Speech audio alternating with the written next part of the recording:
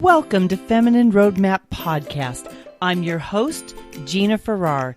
Each week, I bring you an inspiring conversation to help you navigate the challenges and changes of midlife so that you can not only survive, but thrive in your second half.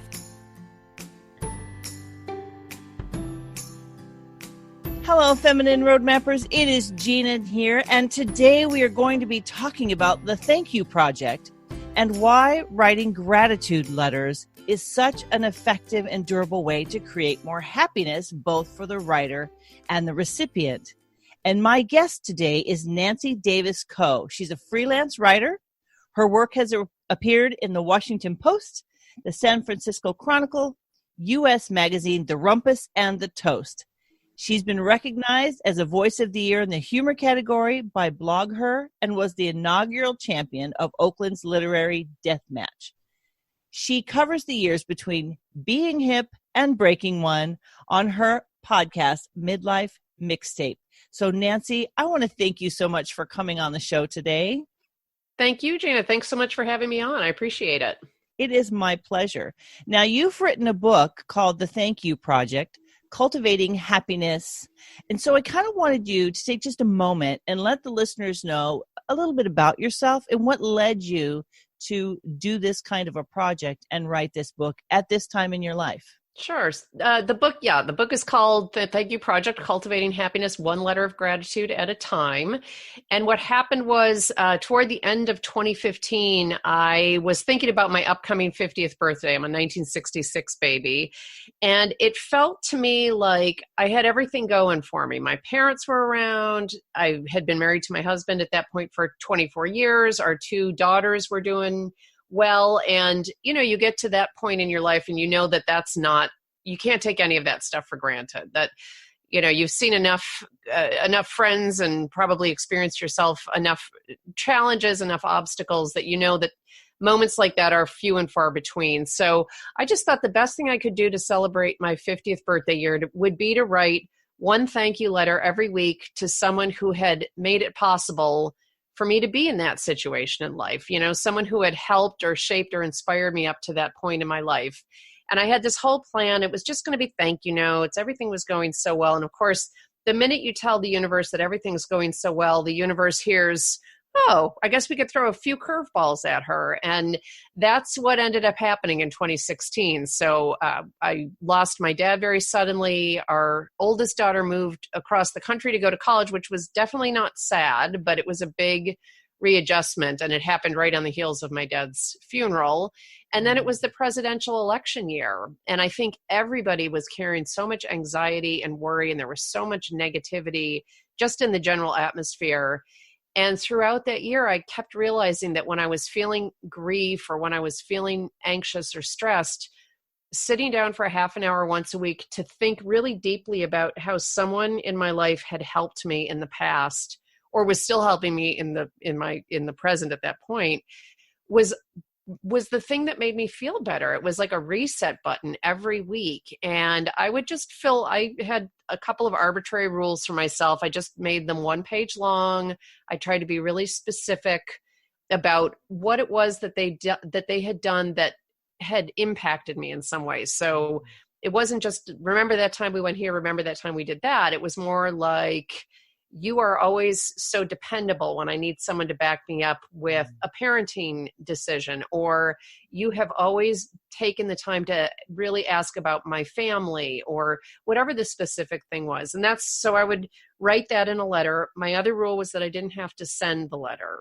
And I came to that about halfway through my 50 letters, just because I realized there were people who had helped or shaped or inspired me with whom I either no longer was in touch or didn't really want to be in touch.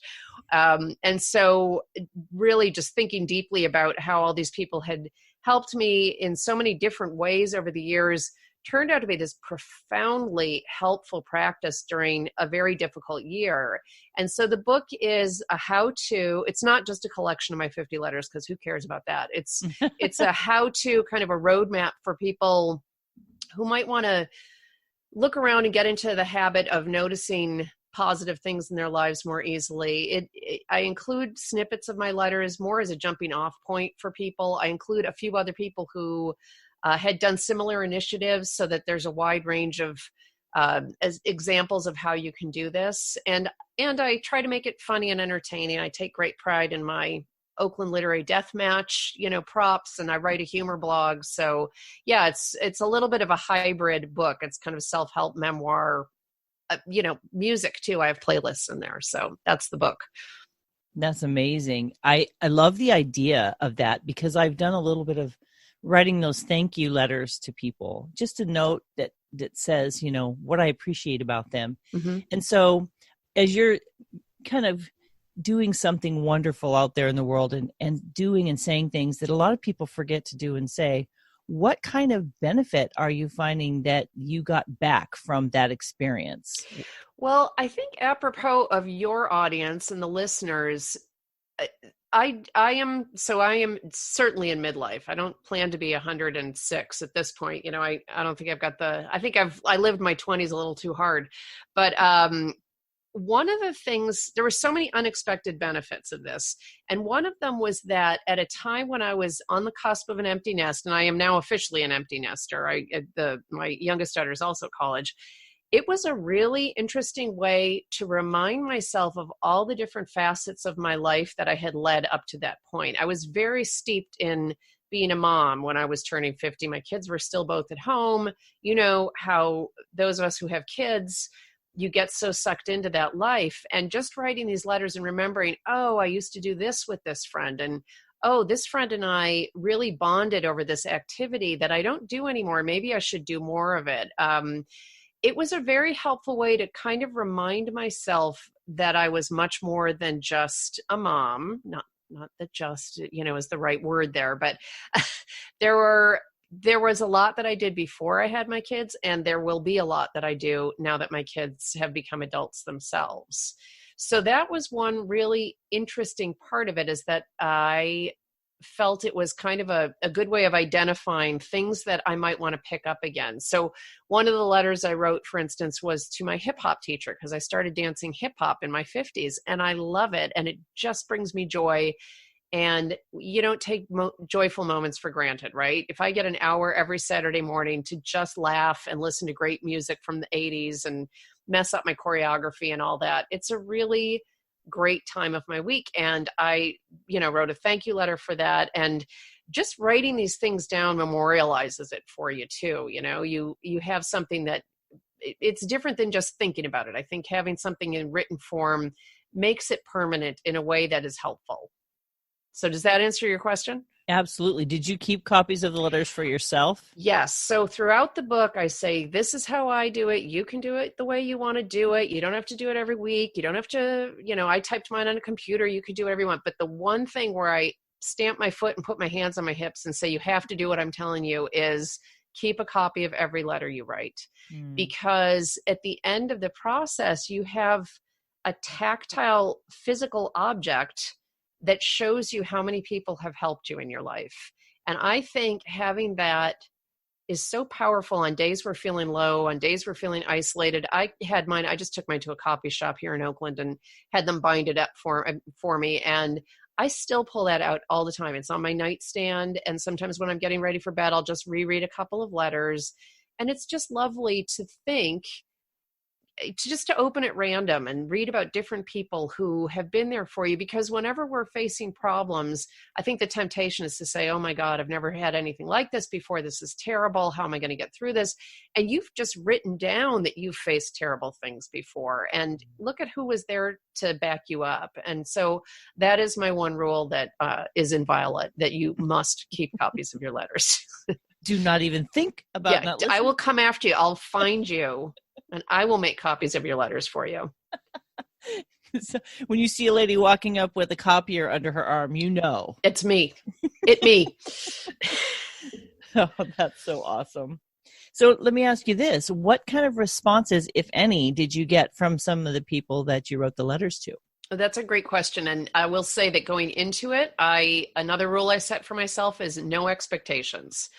As in, I'm not allowed to put an expectation on somebody that they need to respond to my thank you letter. They never asked me to write it. So anything I got, the point of this exercise was to write the letters. It was not to get a response from the letters.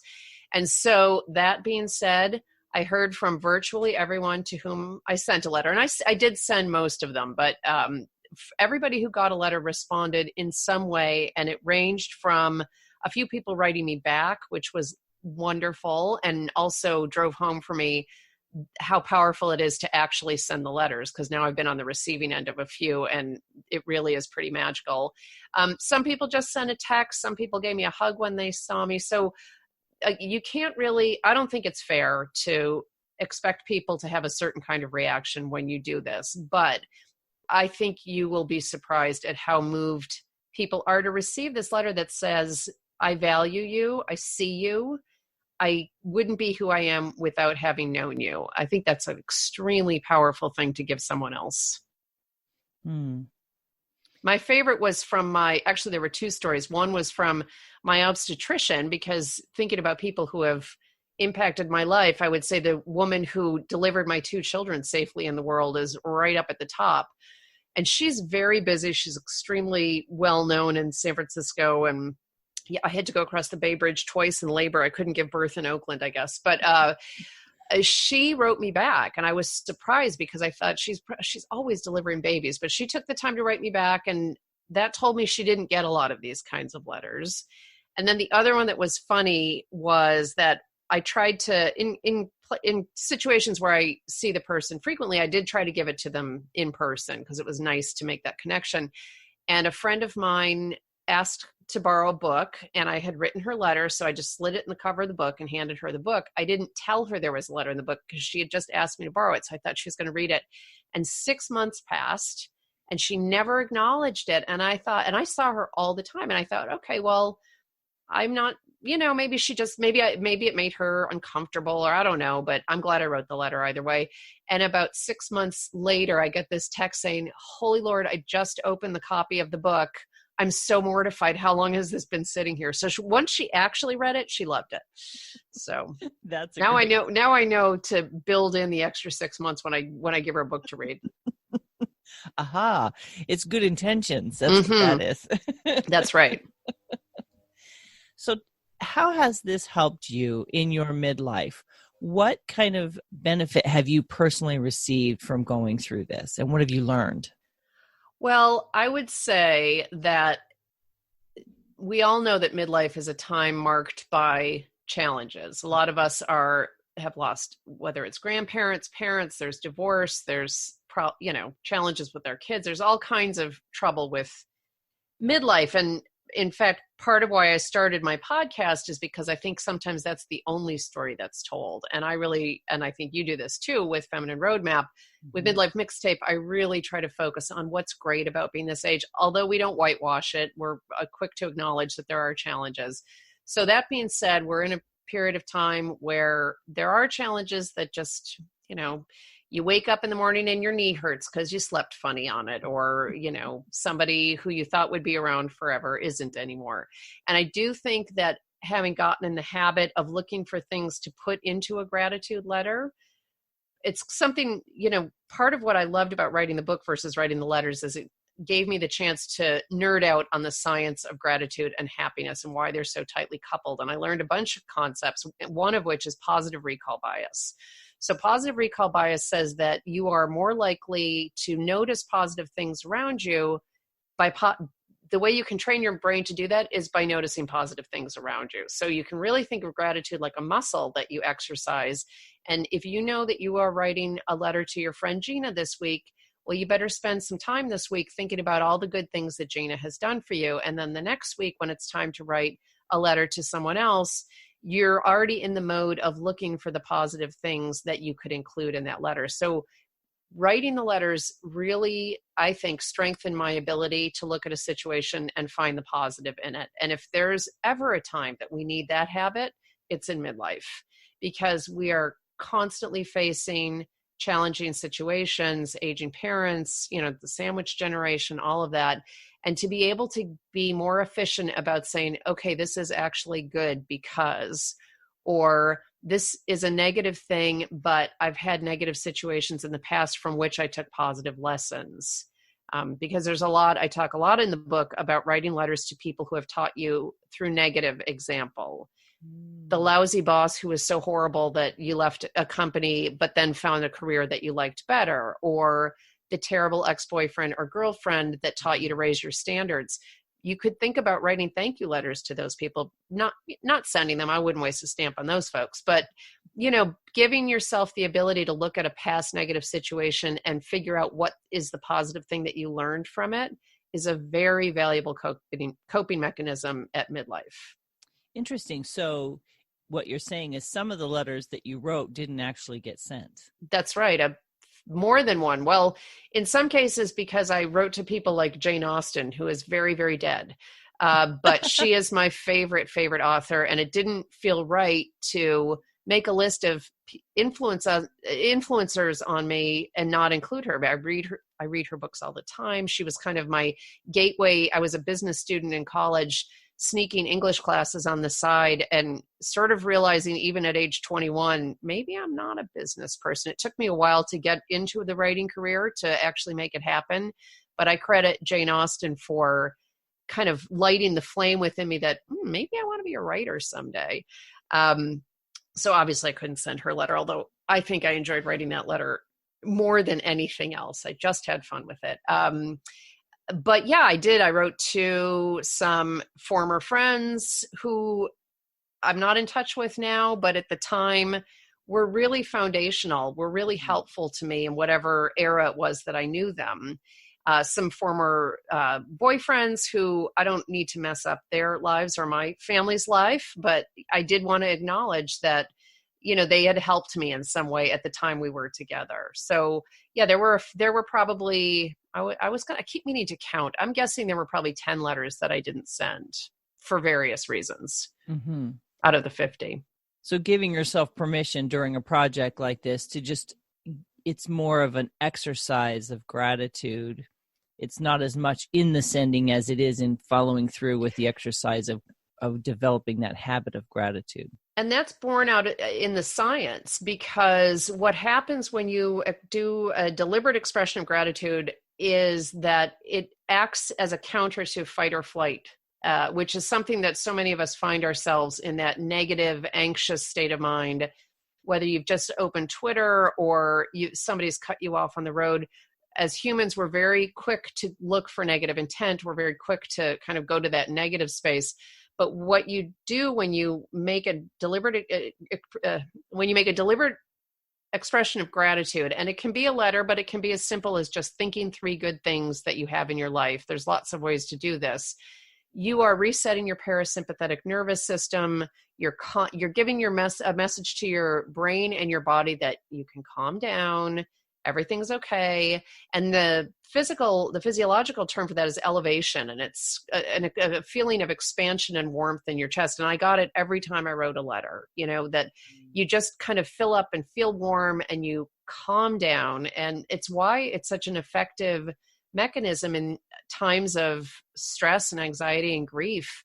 It really works. And I think it's a good tool. And it's something, if your kids are still at home, I also think this is a really valuable thing to teach kids, because our kids are under a lot of strain, and being able to say to them, just when you're feeling stressed or anxious about school, whatever it is, take 5 minutes and think about somebody who's been kind to you, the teacher who's helped you, or the aunt or uncle who loves to see you and takes you out on adventures. And it really has a physiological and mental benefit to your child to be able to do that just as much as it does for those of us in midlife.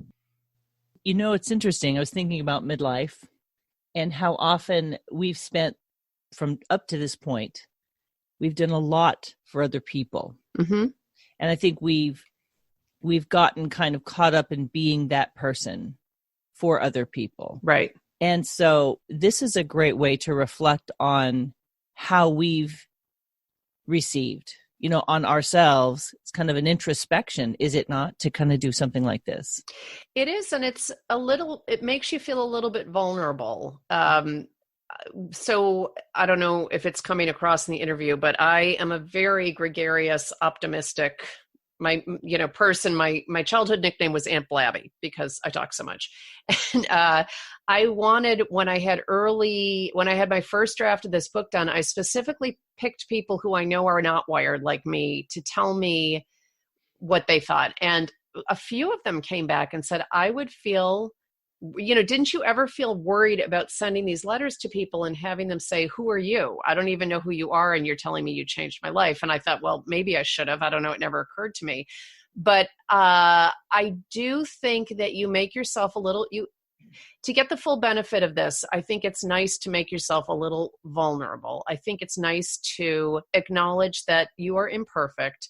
You probably have made mistakes in the past. And if there is somebody who helped you cross a bridge to finding a better way or helped you in some specific way, I do think it's really a nice gesture to let them know that. And that can feel uncomfortable. We're not in a society that rewards vulnerability or imperfection. And I think it's to our detriment that's how it is. And I think that writing down for somebody that you saved my bacon, you really helped me through something, is such a beautiful way of strengthening connection, of acknowledging humanity. And I think going into the upcoming presidential election year, anything that we can do to cross the divide, to strengthen the way that we're connected to people who may be different from us, is really important. So that's my wish for readers. I hope that they will feel emboldened to do this because, like I said, every reaction I got to a letter was positive. I interviewed people who did it so I could make sure it wasn't just my circle of people who were extra nice, but everybody else who I talked to, including the Go-Go's bassist, Kathy Valentine, who did something very similar on her 50th birthday, everybody had the same response. People were really touched by this. And one of the pieces of research I found so interesting in this book was that people do, sometimes feel awkward about expressing gratitude this way. But what they found, I'm looking for, because I wanted to pull up the exact statistic, but let me just summarize it.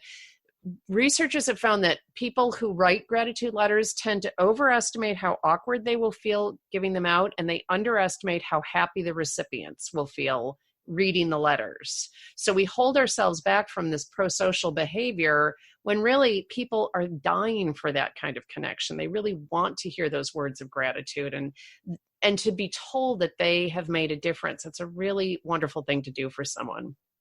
Now, did you have kind of some set parameters for how this would look when you started out? Just some basic ground rules about how you wanted to show up in this way? Do you mean for the letters themselves? Yeah. Yeah, and that's the first chapter of the book. I try to make it really easy for people to get organized for this. So I did have a basic structure to the letter. So my rule was once a week, and I usually did it on Fridays as my work day ended, and it was a nice way to coast into the weekend. And it also gave me the whole week to think about one specific person. When I was cooking or driving or whatever, I had a chance to really noodle on whoever it was that I was going to write about. I had, the introductory paragraph, which was kind of recycled for everybody. I let people know that this was part of a bigger initiative. One of the women who I interviewed, whose story I include in the book, specifically did not do that because she didn't want people comparing and saying, hey, did you get a letter from Shannon? I got a letter from Shannon. She just wanted everybody to think that they got their own letter, which is another great way to do it. In my case, I just said this is part of what I'm doing because I'm turning 50. And then I had, 3 body paragraphs where 3 or 4, whatever felt right, talking about how this person had impacted me. And again, I just tried to be really specific and very honest with myself. And the tip I give in the book is if you had a phone a friend, what's the problem you would call that person for? What is the thing that they bring to your life now that, you would call them to rely on? And what was interesting is I'm somebody who has always had very high expectations of my friends. I like people to be perfect, like me. And obviously, I'm making a joke. I'm imperfect, and my friends cannot all be 100% of everything. And in writing these letters, I felt like I got very efficient at knowing who to go to for different kinds of problems, and also to let go of this expectation that everybody should have to do everything for me. I mean, that's ridiculous. So, I have one friend who will show up if there is a crisis. She is there with a casserole. She may not stay for very long, but she will feed my family. I have another friend who will look at my cover letters for me for pitching an essay, or will take, could you give me a 15-minute edit of this document? And I do that for her. And so as the letters piled up, I really got more clear about who do I go to for each kind of problem. And I think I got a little healthier about having manageable expectations for people. Ah, so you got a little bit of therapy out of it. Yes, free therapy. All it took was 50 pages of paper and a year and a half. It took me a year and a half at the end, because after my dad died, I was a mess for a while and couldn't write anything. So that's, again, throughout the book, when I say you just do you, I didn't even do a year. And here I am talking about what I thought would be a 1-year project. Mm-hmm. So how has writing enhanced your life? What role does writing play in your life, Nancy? I can't believe I thought I wasn't going to be a writer, is the answer. I was a very pragmatic kid. I'm the youngest of 3. I grew up in Rochester, New York, and all I wanted was to get out of Rochester and have an international career. I was so determined. I was a language student at a young age. I started taking German at Rochester, good old Brighton Central Schools, public school. I had an excellent German education. So I went off to college to study international business. I did a semester in Vienna. I came back from that and told my parents I'm moving back to Europe. I did that. So the first 17 years of my life were in international product management. Loved it. It was all great. But then I was about to turn 40. And whenever someone asked me, what's your dream job? I always said writer, because I wrote the longest letters to my friends all the time before the internet, came in and made us all such short communicators. I loved writing long letters. And I also thought it was portable. I thought you could write from wherever you go in the world. So what a good thing to, then I could still travel, but I could just do what, be working at the same time. Long story short, I finally, around 39, I thought, oh, I should take a writing class. That would be a thing to do. And by the end of that class, I'd published a couple of pieces. And once you see a byline in print, forget it, you're ruined. So over the last 13 years, I've segued completely into, I've segued into writing. I still I still have a mix. I still do some corporate work because I do have 2 kids in college. And I really loved doing international business. I never minded it. I just wanted to do that. And so in terms of what writing brings into my life, I don't know how I ever figured out what I thought of things without writing, because writing blog posts, I started the Midlife-Mixtape blog in 2011. And initially that was in the heyday of blogging. I think I used to do 3 posts a week. Now I'm down to, 1 or 2 every couple of weeks. It's become a way that I work through what I think about things. I think it is my therapy. And I just take such pride in a sentence that says what I want it to say. And I love reading. Of course, most writers do. And I just feel like having the chance to, it's a pretty big thrill to have my first book out in the world. This is actually the third book I've written, the first one published.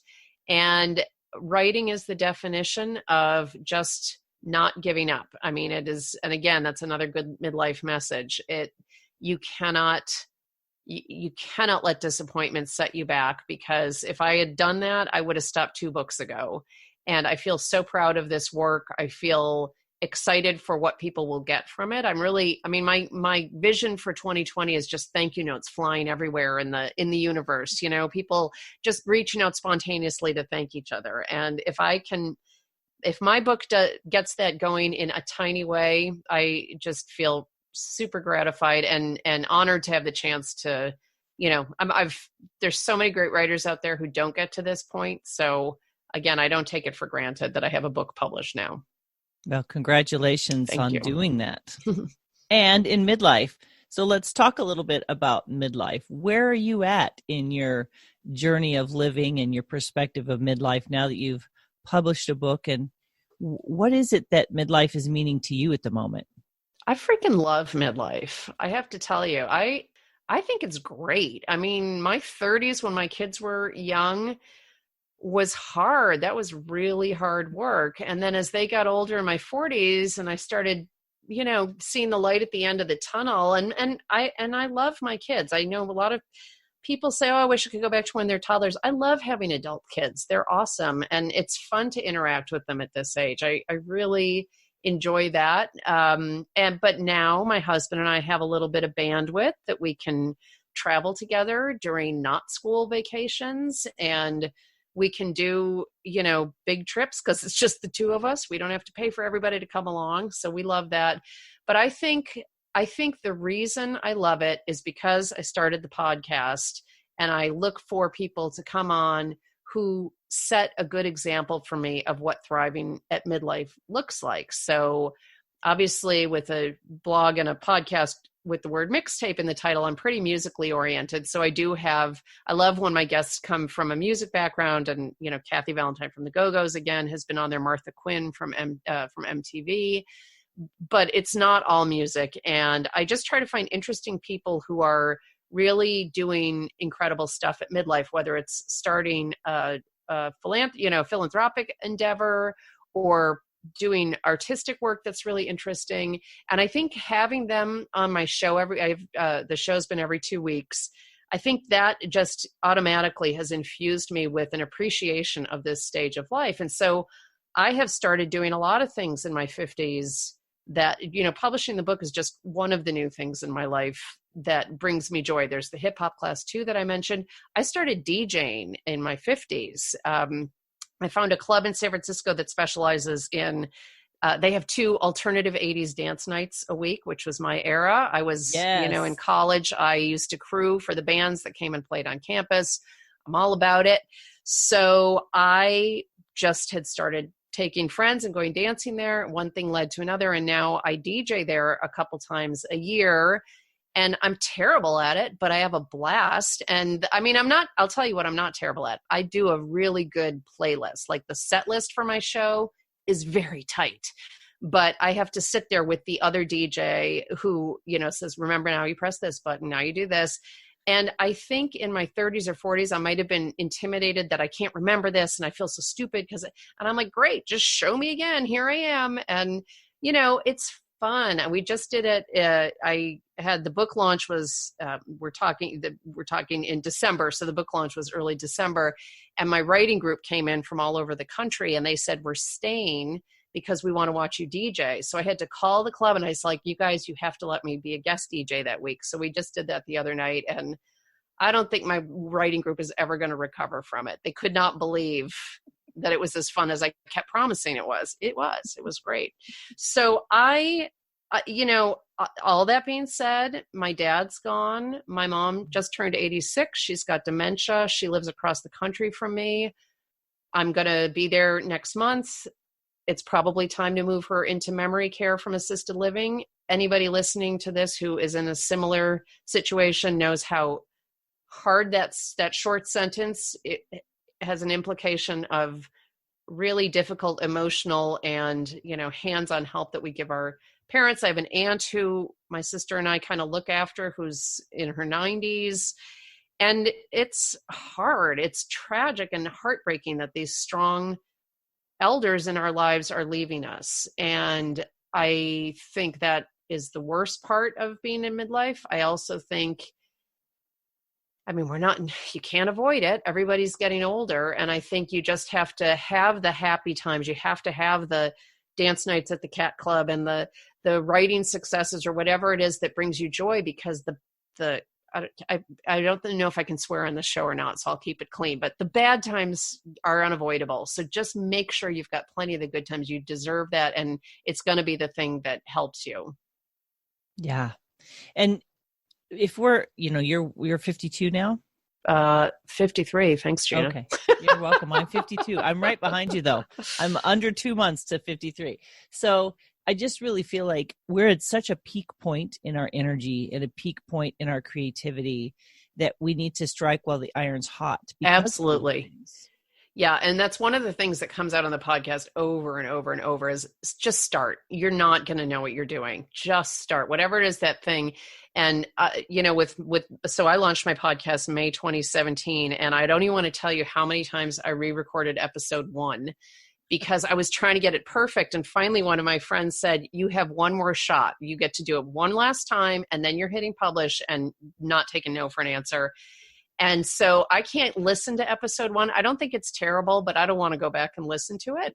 But I can tell you that episode 68 was a lot better than episode 1. And I would not have gotten to that point if I hadn't just started. And I do think there's something magical about being in your late 40s and 50s where so many people, we stop caring what you think of us, right? I mean, I don't need your approval, especially for women. It's so freeing to get to that point where we are not looking for your approval anymore. And I don't have to be perfect. If you pick on my episode 1, that's a reflection of you, not me, right? Mm-hmm. So I do think it's a perfect time to start something that you've wanted to start before, because you might have been too inhibited to do it in your 20s or 30s or 40 or early 40s. I don't know. Maybe you guys are more kick-ass than me. Oh, sorry. You guys were more. You're fine. All right. Maybe you guys were more kick-ass than me in your 40s and you were happy to try anything. But I don't think it was really until my later 40s and definitely my 50s where I'm like, whatever, I'll try it. What's the worst that can happen? I'm a failure. I've done that enough times. That's not new to me. Right. We have an MBA. No, we have a PhD in failure by the time we hit 50. That's right. And it's so helpful. And that's one of the things when I meet millennials and kids in my daughter's generation, that's the message I try. I really try. I wish younger people would listen to my show more, because that's the message. You're going to fail. Don't worry about it. Take the lesson, move on. And I recorded an audio version of the book that comes out in January, and the young sound engineer was amazing who I got to work with. And I said to them, it's perfectionism. It's not going to happen. So, and the other thing to keep in mind is I didn't start as a writer. I started as a business person, and I'm glad I did, because I bring a real business sensibility to managing my writing career. I'm right on top of invoicing. I do a strategic plan for my writing. All these little steps that you take add up. And to worry that, oh gosh, what if I stop liking what I'm doing? I kept telling them, if you like it now, great. And when you stop liking it, you can go do something else. And I just think that's a message that gets lost too much. Yes. It's just pull the trigger. Right. Just try it. Find the trigger, pull it, figure it out as you go. I would have to say, I don't know about you, Nancy, but when I started podcasting, I knew zero zip zilch about anything. Absolutely. Yeah, I was in the same boat. It was actually 2 months after my dad died, and I thought I have to do something. I have to find something to look forward to. I have to find something to engage my brain so I don't just sit and think about him. And he would have wanted that too. And so I took a 2-day podcasting boot camp at the Advanced Media Institute at UC Berkeley. Give it a shout out. It was amazing. And I came home from that thinking, okay, at least I know what I don't know now. And that's a good start. And it still took me another 6 months to launch the show. But at that point, I had enough that I could mess around and I could play with the microphone and do all that stuff. And I love, again, back to the business career, I always worked in the software industry. So little did I know as I was doing that in my 20s that I was building up my sense that I can figure out hard technology. I've done it in the past. I know how to do that.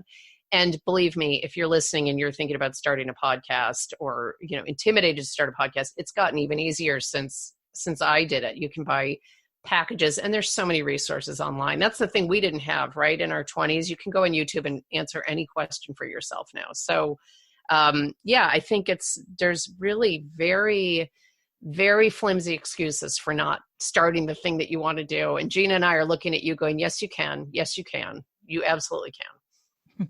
I always say, look, if I can do it, you can do it, because all the bad words trying to learn technology and try, it's the computer's supposed to do this thing or the program's supposed to do this thing, right. and it's not doing the thing. And I don't know why it's not doing the thing. I've never worked in technology. So I feel like we should have that sense of curiosity. I often joke that midlife is a lot like, when you graduate high school and everybody's like, oh, what are you going to do with the rest of your life? What do you want to be? I feel like you hit midlife and that question comes back. But you have tons of baggage, tons of experience, and you're still just about as clear as you were at 18. Yeah, but with but with a lot more gray hair, a lot more laugh lines, right? Right. But it's funny that you mentioned that we didn't have the internet, and that's the thing to remember. We used to have to get in the car or ride our bike to the library to get our act together. Uphill both ways in a snowstorm. Right? In the microfiche file, trying to find the information. Absolutely. And now I can literally talk to my phone, and my phone will talk back to me if I can't figure it out. Right. So right. what is it that's holding us back from pursuing something, anything? And it doesn't have to be a podcast, right, Nancy? It could be anything. No, I mean, I have one of my friends in the last 5 years who was a preschool teacher is now a master's rower. So she rows on Lake Merritt in Oakland and I went to watch her first race. She fell out of her boat. And you don't want to fall into the waters of Lake Merritt in Oakland, as we call it, the Lake of a Thousand Smells. But she stuck with it, and she has competed at the top level. It's taken a ton of work, but her kids were getting older. She needed something to keep her busy. I have another friend who worked in the finance industry, and she's become a special ed teacher. She's now getting credentialed for special ed. So I think I'm pretty lucky. I have a lot of people around me who are not taking midlife lying down. They're really saying, okay, I've got some freedom now. What's the thing I want to be doing? So what holds people back? Maybe belief in themselves, maybe a willingness to recognize that they're going to be terrible when they start, like you were with your podcast and I was with mine. Let me just share this one story, and this is, again, podcast related, but you can put this into, like, it could have happened in any endeavor that somebody started. So my favorite writer is Rob Sheffield. He writes for the Rolling Stone. He's got a series of memoirs that are just incredible. If you're a music lover at all, he wrote one called Talking to Girls About Duran Duran, which is one of my very favorite books. He just did one called Dreaming the Beatles. That's a really lovely, if you're a Beatles fan, it's a really lovely book.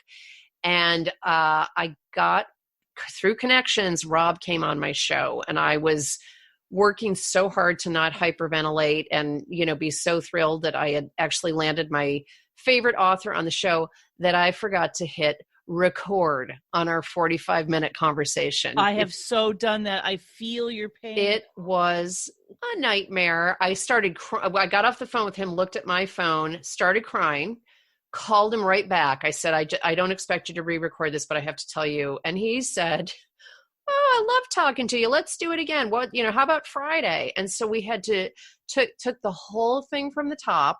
Of course, I love this. He's such a nice man.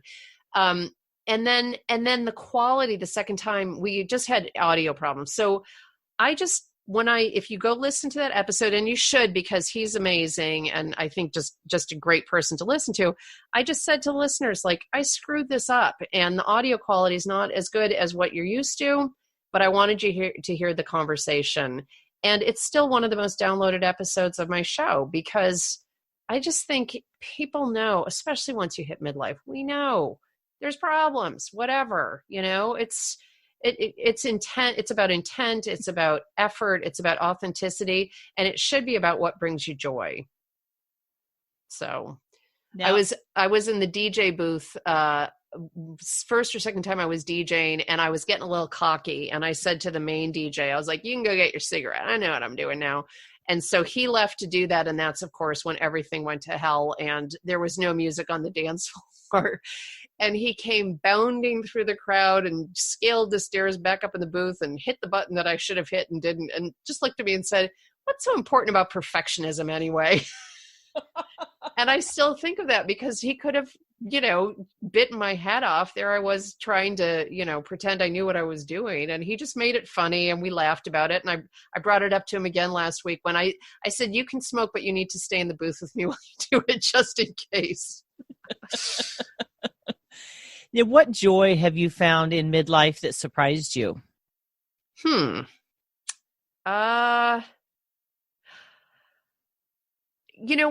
Here's this is just my instinct to answer this way. I am obsessed with small children. I don't want to be a grandma yet. But I think I've got the grandma hormones surging through me where I see a little kid and I'm like, let me hold your child. And I had neighbors across the street who had little ones. And they unfortunately just moved last weekend, and we're all so sad about it, but they're not far. But these two little kids loved me and would come across the street to see me. And I could always tell because I'd hear this ba-boom into my front door. They didn't ring the doorbell, just hurled themselves at the front door. And I found real joy in having small kids in my house again, but in a grandmotherly way. Like they'd start getting noisy and I'd say, okay, time to go back home. And I don't think I thought the grandmother effect was as real as it has become in me. And I didn't feel this way in my 30s and 40s. I had my own small kids. So I wasn't asking for people to let me have their small kids, but I got it bad now. And my happiest thing is when I see a pregnant neighbor in my neighborhood in Oakland. I'm like, oh, do you need help? Can I come over? What can I do? So I have to tell you, I feel the same way. Except for that, my nieces and nephews at Thanksgiving, I have two nephews and two nieces. They're like a sandwich. Okay. You've got the 9-year-old boy and the 2-year-old boy, and then the two girls in the middle. And they came in, and I had really prepared for Thanksgiving, right? Right. They were, it was like unleashing puppies. How old are they? So I believe it's 9, 8, 5, and 2. Oh my gosh, you've got little ones. All mine are in their 30s. No, everybody waited. Well, I have a really young brother-in-law. I'm an only child, so I couldn't wait for these years to get here. And they came obviously really later in my life. I thought I was going to be an aunt in my 30s, but it just didn't work out. So they're literally, my nephew, I come and he's standing on my coffee table, and I'm like, oh gosh, like jumping off the furniture, which is so like, I have new furniture. So my husband kind of wrangled that. So he comes in here, lays on the floor. They all attack him. And there's just laughter and screaming and running. And then there was a plate of fudge. Oh dear. I feel like this is not going to end well, Gina. No, you know what I did? I became a completely different person, Nancy. I would never have done this as a parent. I'm just going to put that out there right now. I watched my 2-year-old nephew and the rest of them just pound an entire platter of fudge. It was right next to me, and I was just like, yeah, there they go. I'm going to be the fun auntie. Right. You go ahead and run through my house. You go ahead and make the noise. You go ahead and eat that entire plate of fudge. And at the end of the day, I was like, good luck to your parents. Bye. Hey, I used to try to be the, I'm going to police this, and right. You know what? Why?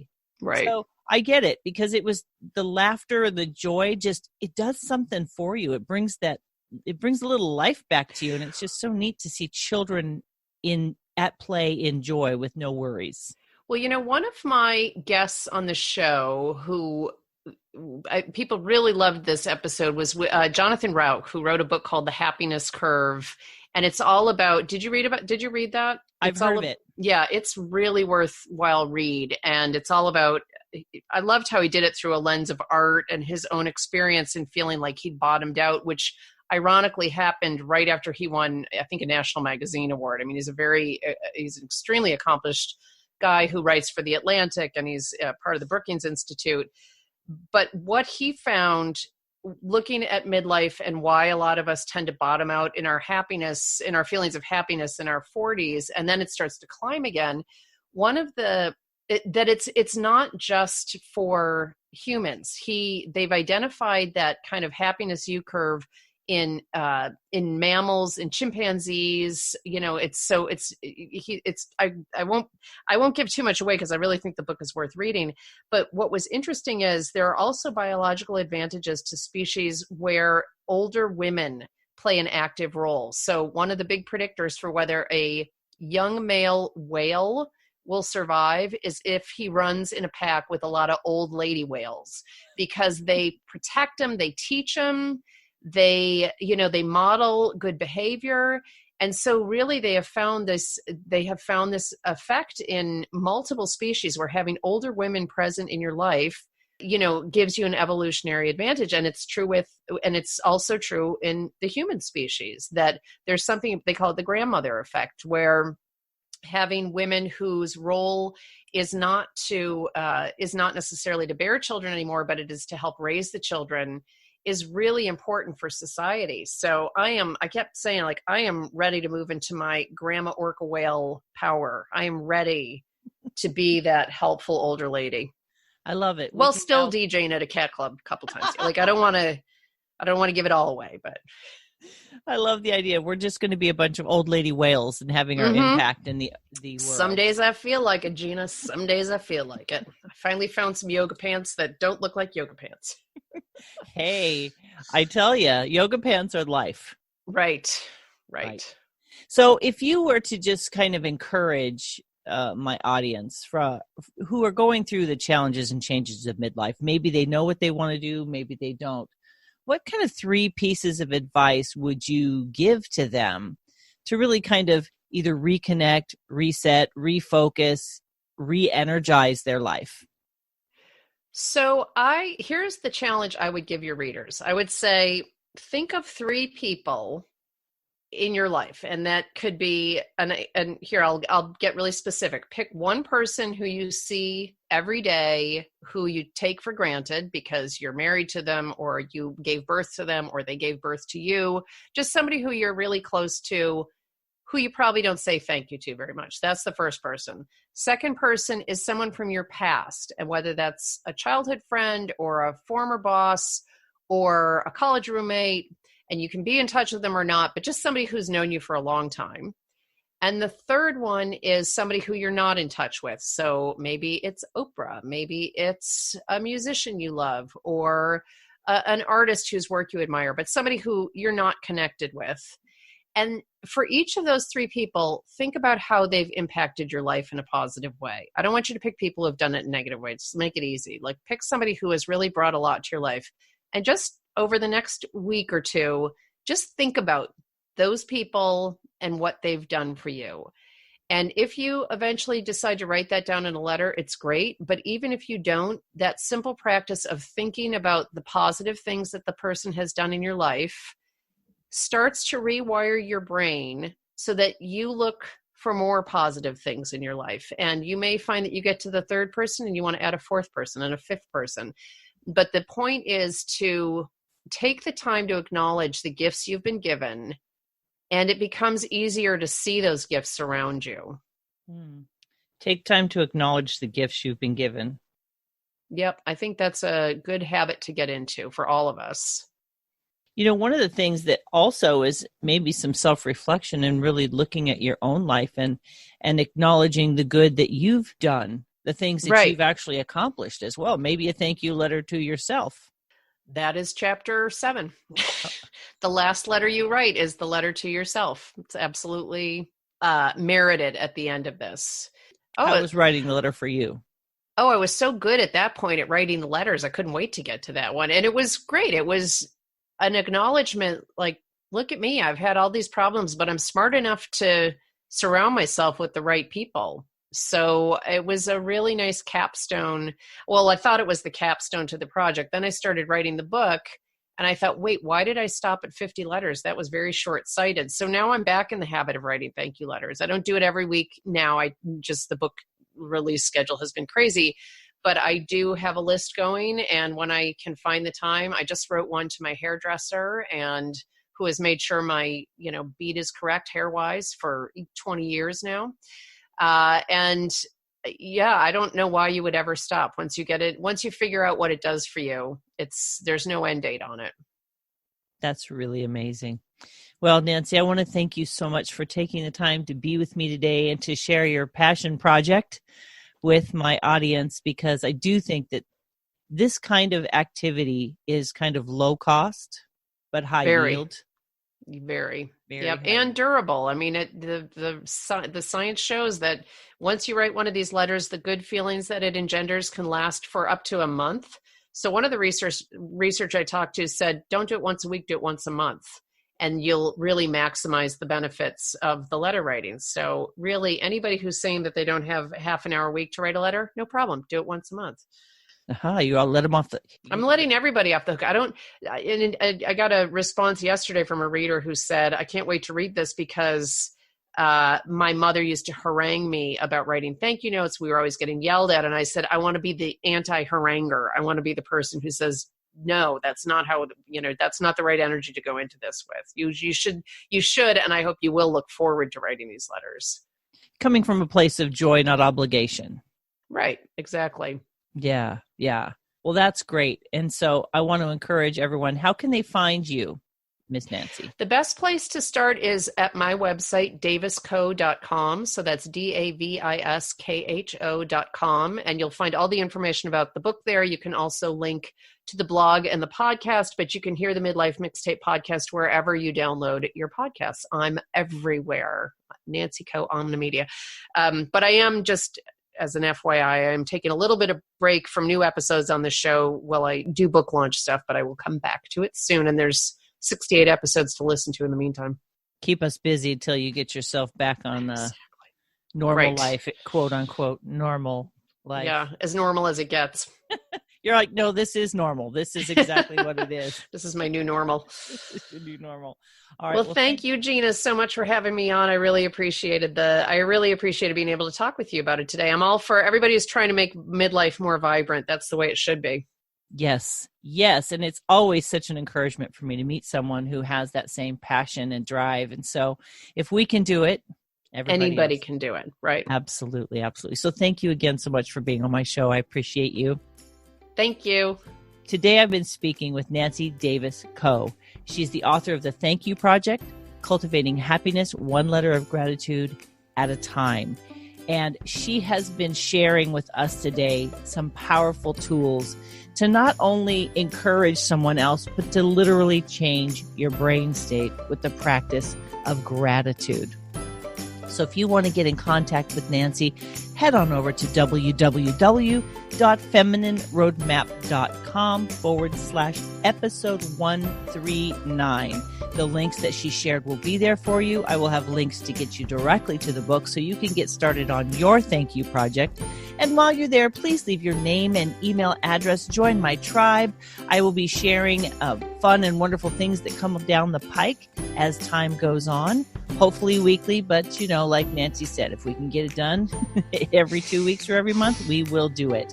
So thank you for being a part of my tribe. Thank you for taking the time to listen to Nancy and I. And we hope that you find some kind of encouragement, something that encourages you to step into your life in a way that you've been wanting to for a long time. Midlife is a gift, my friends. Find the joy, find the passion, find the way to be the best of who you are every single day. And as always, we look forward to sharing more and more of these life-giving messages with you here on Feminine Roadmap. And when you get a chance, also listen to Midlife Mixtape Podcast, anywhere where you download your podcasts. Thank you so much, friends. Have a wonderful week until we speak to you again. Take care. Bye-bye.